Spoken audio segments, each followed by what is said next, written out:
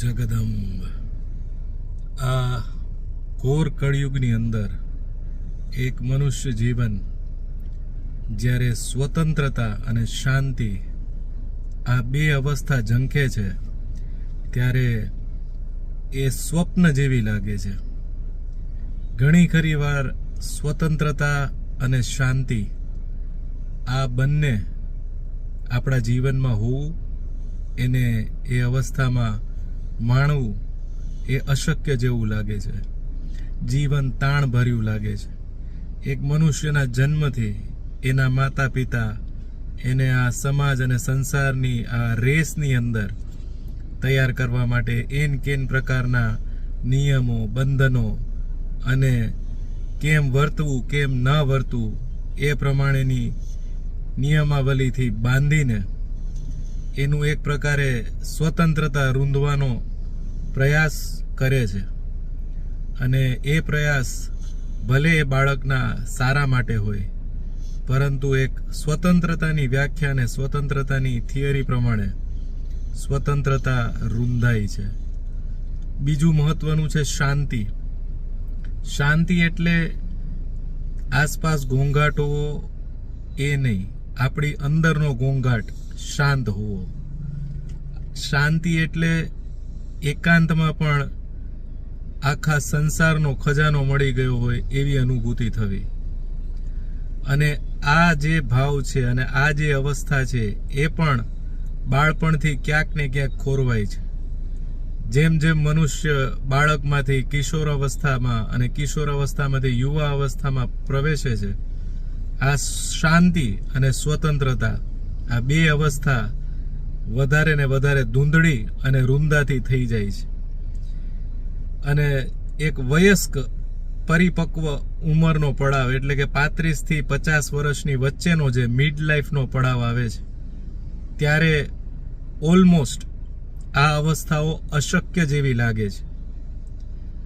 ચારે બાજુ નજર દોડાવતા એવું લાગે છે કે કોઈ મને શીખવે કે મનગમતી એ શાંતિ અને સ્વતંત્રતા એ મેળવવા માટે કયું મૂલ્ય ચૂકવવું, તો એનો જવાબ ક્યાંયથી મળતો નથી.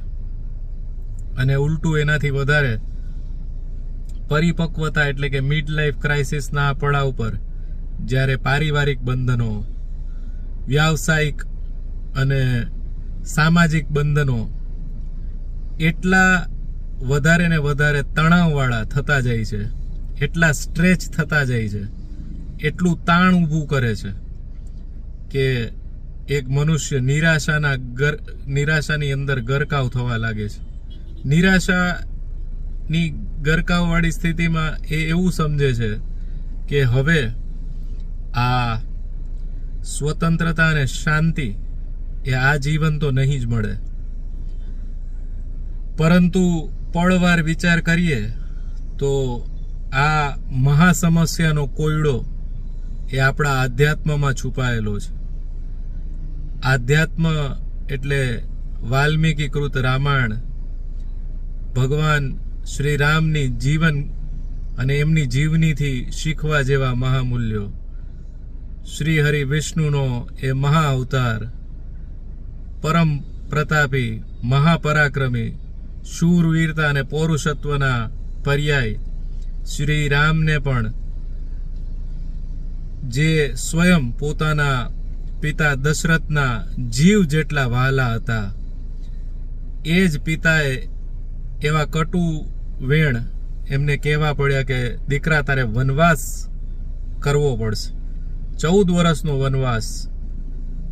એ જાહો જલાલી, એ શાંતિ અને સ્વતંત્રતાવાળી જીવની છોડીને જ્યારે પ્રભુ શ્રી રામ પિતાના એ શબ્દોને સમર્પિત થાય છે, ત્યારે એ હસતા મુખે પિતાના ચરણોને એ પિતાના ચરણોની ચરણરજ માથા પર ચડાવીને એને જ આશીર્વાદ માનીને એ વનગમન કરે છે. આ ઘટના આપણને શીખવે છે કે જ્યારે કોઈ પણ પરિસ્થિતિને સમર્પિત થઈ જઈએ, કોઈ પણ પરિસ્થિતિમાં કોઈ પણ વ્યક્તિ વિશેષથી આવતા અલગ અલગ આદેશો અને પરિસ્થિતિઓને માન આપીને એ જ આપણે સ્વીકારવા યોગ્ય છે, એ જ આપણે ભોગવવા તુલ્ય છીએ.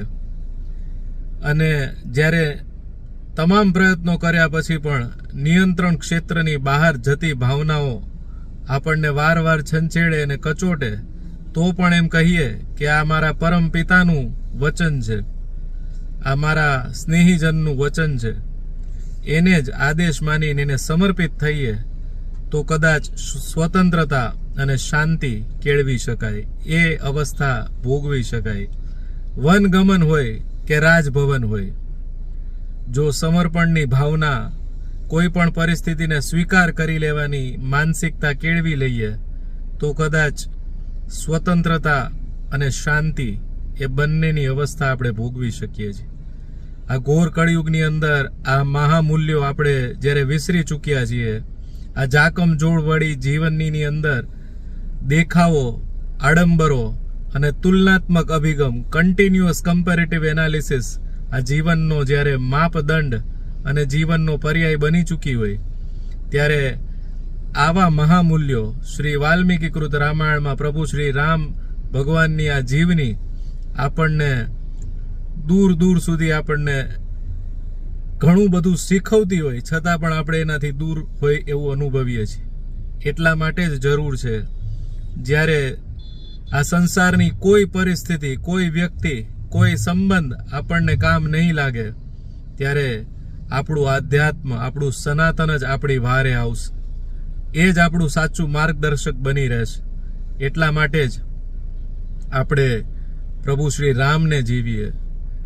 મહાદેવ, દેવોના દેવ મહાદેવ, જેમણે કંઠમાં વિષ ધારણ કરી લીધું, જેમણે શરીર ઉપર ભસ્મ લપેટી, ગળામાં સર્પની માળા પહેરી અને હાડ થીજાવી દે એવી ઠંડીની અંદર અધમુંદી આંખની અવસ્થા કરીને એ આદિ યોગી બનીને આખું બ્રહ્માંડ ધારણ કરીને પોતાના મનની શક્તિથી જ્યારે આખું બ્રહ્માંડ ચલાવી રહ્યા છે, ત્યારે શિવ જેવા બનવાનો પ્રયત્ન, એ જ શિવની છબી, એ જ શિવની જીવની અને એ જ શિવના સંસ્કાર આપણને શિવાય બનીને આપણા જીવનમાં ઉતારવા તુલ્ય છે.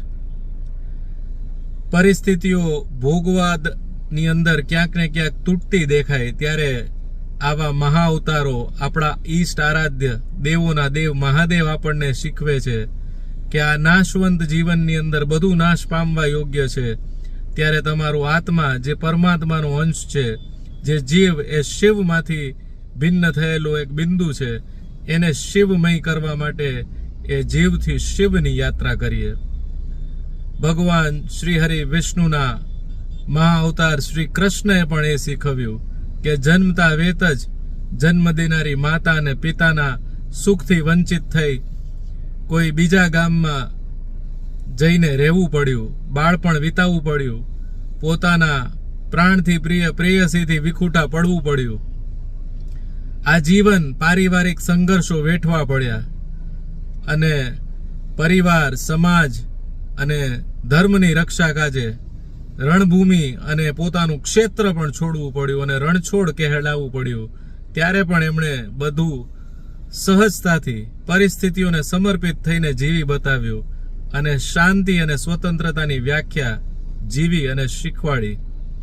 ત્યારે આ ઘોર કળિયુગની અંદર ક્યાંય બીજે દૂર હાથ પગ આપણે ચલાવવાની જરૂર નથી.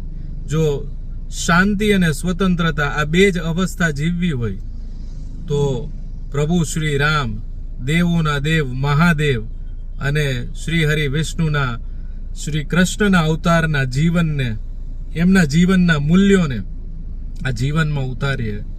આપણને સ્વતંત્રતા અને શાંતિનું મૂલ્ય બહુ મોટું નહીં લાગે. હા, પરંતુ આમની જીવની જીવવા માટે પહેલા એમની જીવની સમજવી પડે, વાંચવી પડે, સાંભળવી પડે, જોવી પડે અને સવિશેષ એને સમર્પિત થવું પડે. તો જ શ્રી રામ, દેવોના દેવ મહાદેવ અને શ્રી કૃષ્ણ બનીને જીવાય. મિત્રો, તમને મારો આ મોટિવેશનલ વિડીયો, આજની આ સ્ટોરી, આજની આ મોટિવેશનલ વાત ગમી હોય, આ વિડીયો ગમ્યો હોય તો આ વિડીયોને લાઈક અને શેર અવશ્ય કરજો.